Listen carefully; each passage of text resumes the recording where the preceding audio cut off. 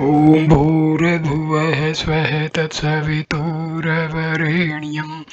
भर्गो देवस्य धीमहि धियो यो नः प्रचोदयात्। ॐ शान्ति शान्ति शान्तिः. Namaskar, my dear friends. This is third video on Swami Ramsukhdasji Maharaj's Sadhaka Sanjivani commentary. This third video starts with first chapter of Gita. Sri Hari first chapter introduction. After the expiry of 12 years of exile and residing in an unknown place for 1 year, the Pandavas demanded half of their kingdom from Duryodhana, as was his promise, but he refused to give even as much land as could be covered by the point of a needle without waging war. The Pandavas sought permission from their mother Kunti and accepted the challenge of a war. After this decision, both the Kauravas and Pandavas began preparation for it. Says Vedavyasa had given affection for Dhritarashtra, the blind king of Hastinapura. Due to his affection, he said to Dhritarashtra, war and massacre of the Kshatriyas is inevitable. If you want to see the scene of the battlefield, I can endow you with divine sight so as to enable you to see scene of war from the place you are sitting. Dhritarashtra said, I have been blind all my life. Now I don't want to see the slaughter of my own kith and kin, but I want to hear the details of the war.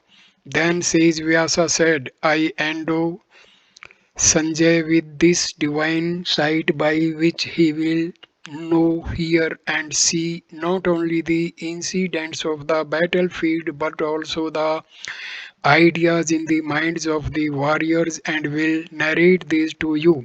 Saying so, says Vyasa endowed Sanjay with the divine vision. The battle started on the battlefield of Kurukshetra at the appointed hour. Sanjay stayed in the battlefield for 10 days. When Bhishma, being badly wounded with arrows, fell off the chariot, Sanjay conveyed the message to Dhritarashtra, who at that time was in Hastinapur. Hearing this news, Dhritarashtra was filled with great sorrow and started to cry. Then he asked Sanjay to narrate to him all the details of the war up to the 24th chapter of the Bhishma Parva section. Sanjay narrated the incidents of the war. At the beginning of the 25th chapter, Dhritarashtra asked Sanjay, in the Mahabharata, there are 18 sections. In those sections, there are several subsections. In the Bhishma section, there is this Bhagavad Gita, a subsection which begins with the 13th chapter of the Bhishma section and ends with the 42nd chapter. So, Dhritarashtra asked Sanjaya, chapter 1, now first verse starts. Dhritarashtra Uvach Dhram Akshetri Kurukshetri Samveta Yuvyutsavah Mamaka Pandavaschavai Kim Kurvatah Sanjay. O Sanjay, assembled at the holy field of Kurukshetra, eager to fight, what did my sons and sons of Pandu do? Comment. Dhritarashtra Kurukshetri. In Kurukshetra, the gods performed holy sacrifice. King Kuru also performed penance there. Thus, being saturated with a spiritual atmosphere, the field of Kurukshetra has been called the field of righteousness, Dharam Akshetra. Hereby the word Akshetra in Dharamkshetra and Kurukshetra Dhritarashtra means to say that this is the land of the Kurus. This is not merely a battlefield but a land of pilgrimage in which human beings by performing holy actions can attain benediction in this life. Therefore, by consulting noble persons, this land has been chosen for both mundane and ultra mundane benefits. In this world, generally, there are three root causes of disputes with land, wealth, and women. Out of these three, the kings primarily fight for land, hence there is the significance of the name Kurukshetra. Here in the Kuru family, the sons of Dhritarashtra as well as those of Pandu are included. Therefore, both of them have an equal claim over the land of Kuru. Within the dialogue between Vaisampayana and Janmejaya, there is the dialogue between Dhritarashtra and Sanjaya, and within the dialogue between Dharam, Dhritarashtra and Sanjaya, there is the dialogue between Sri Krishna and Arjuna. Sanjaya was born of Gavalgana. He possessed knowledge and righteousness like sages. He was Dhritarashtra's minister. So both of them have equal claim over the land of Kuru, but the Kauravas refused to give the Pandavas their share of land, so war between them becomes inevitable. Though the word Kurukshetra is fair and justified because the land belongs to both the cousin groups, yet Indian culture is so unique that righteousness is given top priority in it. Therefore, even an action such as war is performed on the field of righteousness, a land of pilgrimage, so that the warriors may attain salvation. Therefore, the word Dharamkshetra has been used along with Kurukshetra here. There is one more point which needs attention. In the first verse of the first chapter of the Gita, the first word is Dharma, and in the last verse of the 18th chapter, the last word is Mama. Therefore, if Dhar is taken from the first word and Ma from the last word, the word becomes dharma, righteousness. Therefore, the whole of the Gita comes within righteousness, which by following the path of righteousness, the principles of the Gita are followed, and by discharging one's duty according to doctrines of the Gita, the path of righteousness is followed. From these words, Dharamkshetra, Kurukshetra, all of us should know that all actions should be performed by following the path of righteousness. Every action should be performed not with a selfish motive but for the welfare of all, and the scriptures should be the authority in determining what ought to be done and what ought not to be done. Gita 16th chapter 24th stanza. Samveta Yuyutsvaha. Duryodhana did not accept the peace negotiations despite repeated proposals from many kings. Nay, when Lord Krishna came to intervene as a mediator, Duryodhana bluntly refused to part with even as much land as could be covered by the point of a needle without waging a war. Maharashtra Uddhog. Thus Pandavas had no alternative but to fight. Thus the two groups assembled to fight for their right. Though the two groups assembled to fight, yet Duryodhana had a keener desire for war in order to usurp the kingdom by fair means or foul, just means or unjust, which by hook or crook. Thus his side was very keen to wage a war. The Pandavas had the virtue of righteousness on their side. For the sake of justice, they were prepared to face any hardship, knowing the deadly consequences of a war. Yudhishthira did not want to indulge in it, but as by obeying their mother the 5 Pandavas had married Draupadi, Yudhishthira by obeying his mother became willing to fight. Thus Duryodhana and the members of his group were eager to fight for usurping the kingdom, while the Pandavas were compelled to fight for righteousness. Mama kaha Pandavaha the Pandavachava.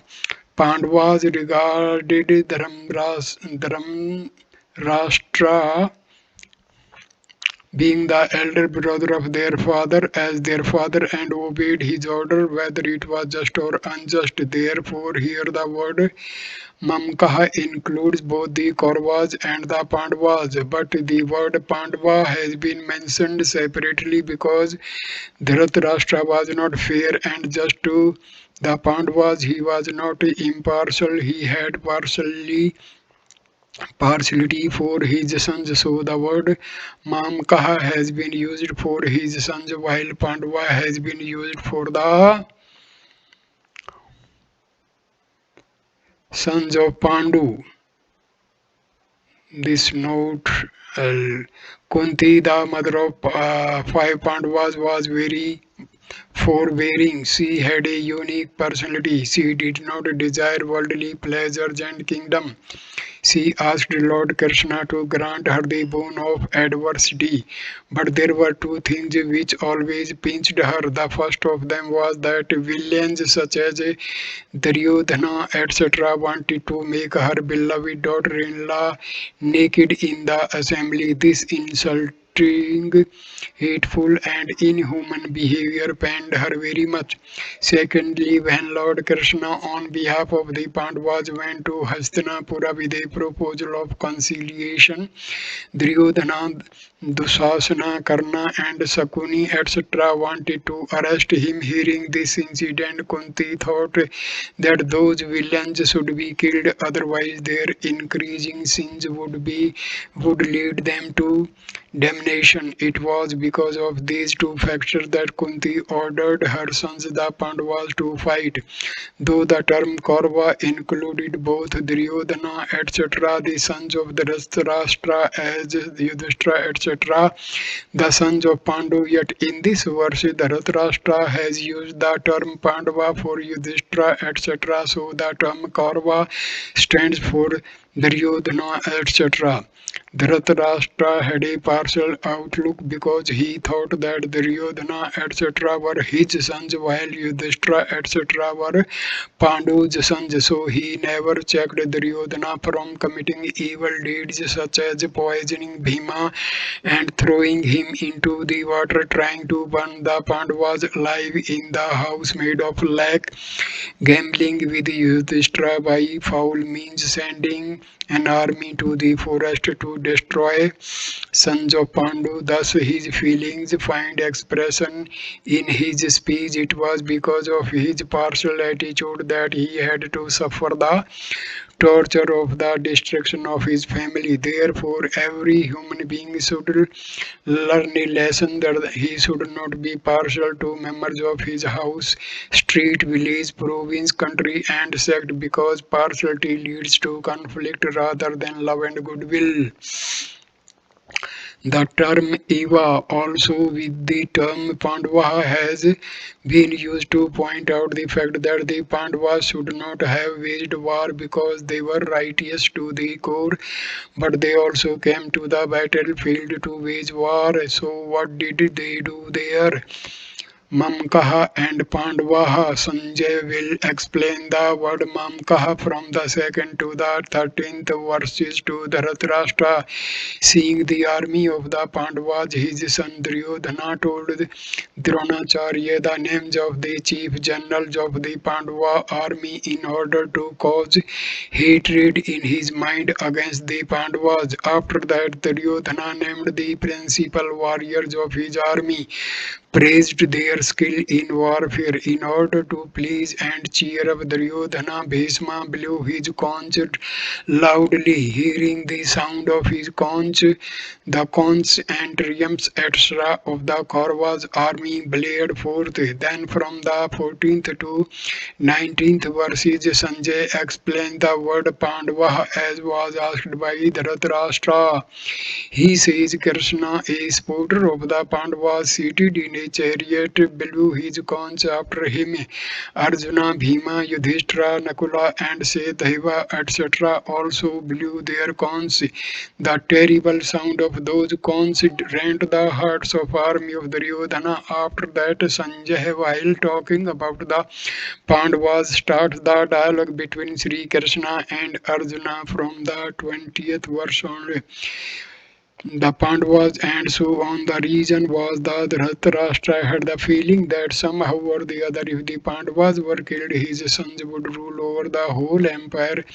Describing Mamka and Pandava separately, Sanjay uses the words Duryodhana and Pandavaha.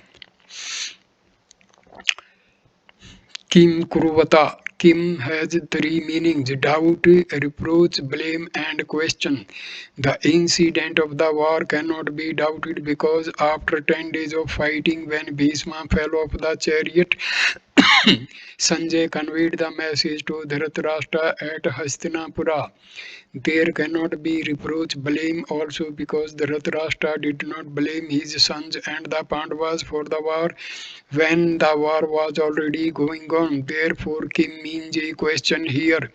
Dhritarashtra questions Sanjay to relate him all the incidents in detail and in sequence so that he may understand them properly. Appendix: My sons Namkaha and Pandu's sons Pandavaha. This distinction caused attachment aversion which led to war and commotion stir. The result of Dhritarashtra's attachment aversion was that all the 100 Kauravas were killed while even a single Pandava was not killed. As cruel is churned, a stir is caused in it by which butter is extracted. Similarly, the stir caused by the distinction between my sons Mamkaha and Pandu's son Pandavaha caused yearning for benediction in Arjuna's mind, by which butter in the form of the Gita came into light. It means that commotion produced in Dhritarashtra's mind caused war, while the commotion produced in Arjuna's mind revealed the Gita. Link. Then Sanjay answers his question. Sanjay Uvach. दृष्ट्वा तु पाण्डवनिकीं व्यूढं दुर्योधनस्ता आचार्यमुपसंगयः राजा वचन ब्रवीत्. At that time, seeing the army of the Pandavas drawn up in battle array approaching, Dronacharya Prince Duryodhana spoke the following words. This is verse number 2 of first chapter. Comment: Tada means the time when both the armies were arrayed, and Dhritarashtra was very much anxious to hear the account of the battlefield. 2. Dhritarashtra put the question about his sons and the sons of Pandu, so Sanjay uses the word to tell Dhritarashtra first about his sons. Drashtva Pandavanikam Vyudham. It means that the army of the Pandavas were arrayed in good order, which the warriors had no difference in their opinion. Righteousness and Lord Krishna were in their favor. Therefore, the Pandavas, though fewer even in number, had greater impact. Seeing their army arrayed, Duryodhana was also influenced, so he, approaching Dronacharya, spoke prudent and serious words. Raja Duryodhana. Duryodhana was called Raja the king because Dhritarashtra had the greatest attachment and and affection for Duryodhana. Moreover, Duryodhana was the prince. He looked after the affairs of the empire, while Dhritarashtra was only the nominal head. Duryodhana was the main cause of the warfare also. It was because of all those factors that he was called king by Sanjay. In this chapter, the term Drashtva has been used 3 times. Seeing the Pandavas' army, Duryodhana approaches Dronacharya. Seeing the Kaurava army, Arjuna lifts his arrow. Seeing his kith and kin, Arjuna is filled with extreme passion. In the first two cases, the term Drashtva has been used for seeing the army, while the third time it has been used for seeing the kith and kin, which changes Arjuna's feeling. There was a difference of opinion in the Kaurava army because Duryodhana and Dushasana etc. wanted to wage the war, but Bhishma, Drona and Vikarna did not want, and there is a rule that where there is difference in opinion, their vigor subsides. Acharya Mampusa Gamya. It seems that there were 3 reasons why Duryodhana approached Dronacharya. Number 1, he went for his selfish interest so that he could arouse ill will in Dronacharya's heart against the Pandavas, and Dronacharya might be specially partial to his army. Number 2, it was proper on his part to go to Dronacharya to express his regard for him because he was his preceptor. Number 3, it is very significant for the chief warrior not to leave his position, otherwise the whole order of the army is disturbed. So it was proper on the part of Duryodhana to go to Dronacharya. Here a question may be raised that Duryodhana should have first of all approached Bhishma because Bhishma was the commander supreme. Then why did he approach Dronacharya? The answer is that Drona and Bhishma both loved the Pandavas and the Kauravas, but Drona had special kindness and love for Arjuna. Moreover, Duryodhana had a pupil-preceptor relationship with Drona, but he had no family relationship with him. Therefore, it was proper on his part to go to Drona to please him. In practical life also, it is seen that a man for his selfish interest tries to please a person who is not closely related to him by offering him regard. Duryodhana thought that Bhishma was his grandfather, so it was easy to please him even if he was displeased because of his family relationship. So Bhishma also loved him very much. Bhishma blew his conch loudly to please and cheer up Duryodhana. Vachanamam Bharvitah. Here it was sufficient to use the word Ambravit spoke, which also includes Vachanam words, so there was no need to use the word Vachanam. Even then, the term Vachanam has been used, which shows that Duryodhana spoke prudent and meaningful words in order to arouse ill will in Dronacharya's heart against the Pandavas and to win his favor so that he could fight wholeheartedly on the Kauravas' side and they would gain victory. Thus, the term Vachanam was used with a selfish motive. So, I end this video here. Next video number 4, I will start with verse number 3 of chapter 1 of Gita. Namaskar my dear friend, thank you for watching this video. Please like, comment and share the video and subscribe the channel. Thanks a lot. Namaskar.